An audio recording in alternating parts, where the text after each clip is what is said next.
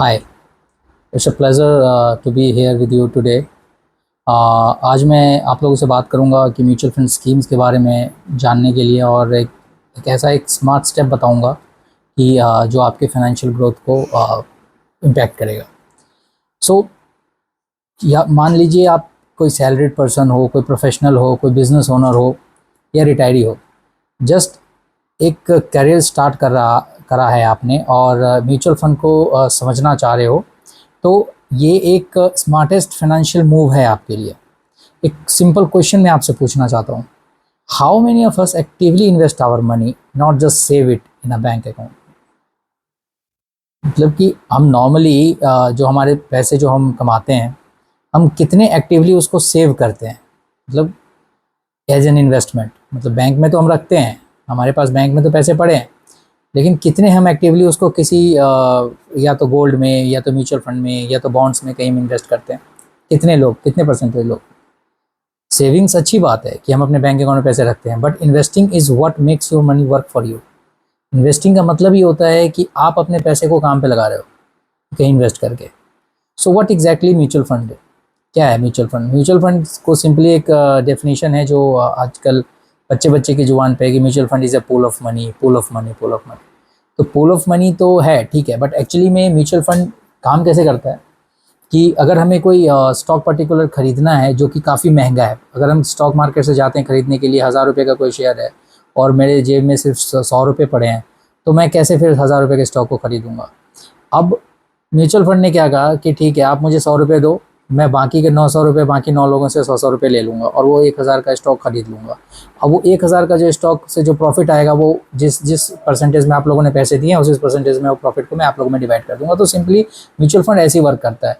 एक तो है स्टॉक मार्केट से आप जाके स्टॉक खरीदते हो, डायरेक्टली उस कंपनी के ओनर बनते हो जिसका स्टॉक खरीदते हो। पर म्यूचुअल फंड में क्या होता है, म्यूचुअल फंड जो मैनेजर होता है, जो आपका फंड मैनेजर होता है, वो आपके बिहाफ पे जाता है, स्टॉक्स लेता है, एक पोर्टफोलियो बनाता है जिसमें बहुत सारे स्टॉक्स होते हैं, और वहाँ से वो अपनी एक्सपर्टाइज यूज़ करके वो राइट्स से बाइंग और सेलिंग करके और आपको प्रॉफिट जनरेट करके देता है, और उसके पे एक सिंपल सा एक कमीशन होता है जो एनुअल चार्जेस, वो एक कमीशन काटता है। ठीक है, तो यहाँ पे क्या है कि म्यूचुअल फंड इस तरीके से वर्क करता है। तो अब जैसे बहुत सारे सिक्योरिटीज़ है जहाँ पे आप इन्वेस्ट कर सकते हो, बॉन्ड्स हैं, आपके दूसरे एसेट्स हैं, स्टॉक्स हैं, तो यहाँ पे आपकी इन्वेस्टमेंट होती है। तो म्यूचुअल फंड किसी को क्यों कंसिडर करना चाहिए, तो यहाँ पे कुछ की बेनिफिट्स हैं म्यूचुअल फंड्स के जो आप लोगों को जानना चाहिए। एक होता है डाइवर्सिफिकेशन। यहाँ पे ऐसा है कि आप किसी एक स्टॉक में इन्वेस्ट नहीं कर रहे हो। अगर आप किसी म्यूचुअल फंड स्कीम में इन्वेस्ट कर रहे हो, इसका मतलब है कि आप बहुत सारे स्टॉक्स में, एक कलेक्टिव फंड में इन्वेस्ट कर रहे हो जिस फंड में ऑलरेडी बहुत सारे स्टॉक्स हैं। यहाँ पे प्रोफेशनल मैनेजमेंट आपको मिल जाती है। यहाँ पे आपको कुछ करने की ज़रूरत नहीं है, आपका जो फंड मैनेजर है वो मैनेज करता है सारा कुछ, एक प्रोफेशनल मैनेज करता है आपके फंड को।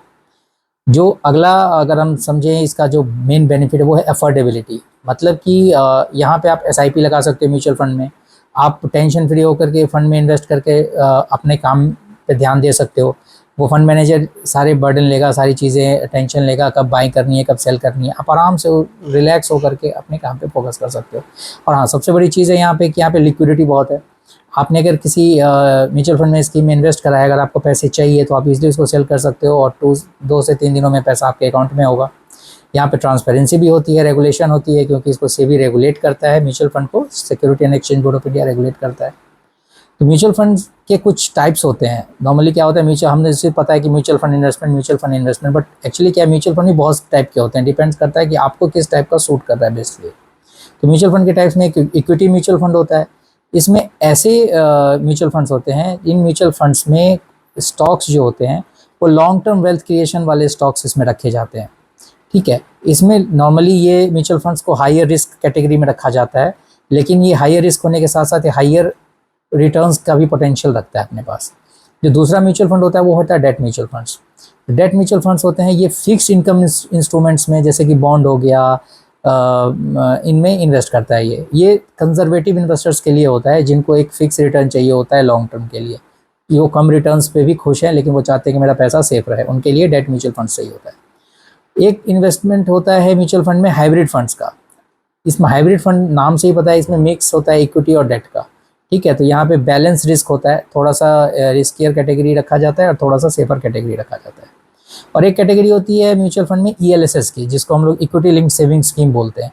ये टैक्स बेनिफिट देता है हमें 80C के बेस पे, ठीक है, और इसमें 3 साल का लॉक इन होता है। ये एक ऐसा म्यूचुअल फंड है जिसमें 3 साल से पहले आप पैसे नहीं निकाल सकते अगर आपने इन्वेस्ट किया। क्यों? क्योंकि इसमें आपको 80C की बेनिफिट मिल रही है गवर्नमेंट से, ठीक है।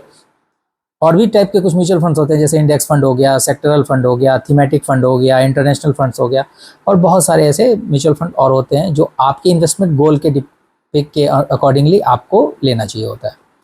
अब आप कोई राइट म्यूचुअल फंड कैसे चूज़ करोगे?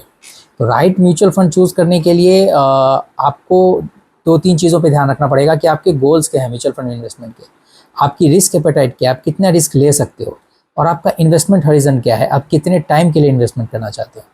फॉर एग्जांपल मान के चलते हैं कि अगर आपने अपने बच्चे के एजुकेशन के लिए प्लान कर रहे हो कि जैसे 10 साल बाद आपको उसके लिए कुछ पैसे चाहिए, तो एक ग्रोथ ओरिएंटेड इक्विटी फंड आपको सूट करेगा, ठीक है।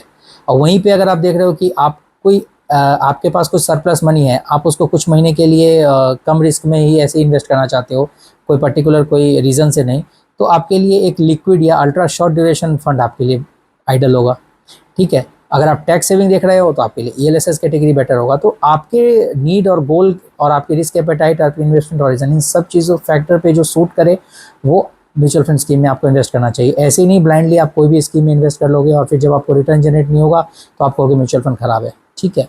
तो ये आपको जानना बहुत ज़रूरी है। But don't worry, you don't have to navigate all this alone.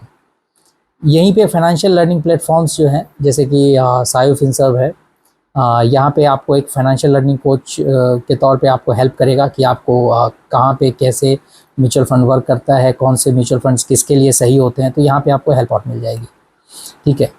तो यहाँ पे मैं ये कहना चाहूँगा कि आज के समय में एक सैलरी और एक ट्रेडिशनल सेविंग जो है वो इनफ नहीं है।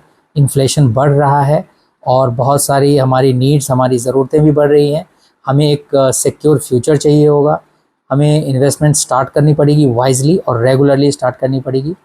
म्यूचुअल फंड स्कीम्स जो है एक स्टेडी रिटर्न देता है, एक सिंपल वे ऑफ इन्वेस्टिंग है जो हर एक बंदे को करना चाहिए। एटलीस्ट SIP तो ज़रूर शुरू करें। वो फ्लेक्सिबल है, एक्सेसिबल भी है और अपने नीड के अकॉर्डिंगली उसको टेलर्ड मेड भी आप बना सकते हैं, ठीक है। और मोस्ट इम्पॉर्टेंटली क्या है कि वो आपको आपके मनी को वेल्थ के रूप में क्रिएट कर सकता है। जो भी मनी आपके पास है उसको एक फ्यूचर वेल्थ में बना क्रिएट करके दे सकता है आपको। सो अगर आपने अभी तक स्टार्ट नहीं किया है तो आज ही स्टार्ट करें, ठीक है, और अपना और अपने फैमिली के फ्यूचर को सेव करें। Thank you so much.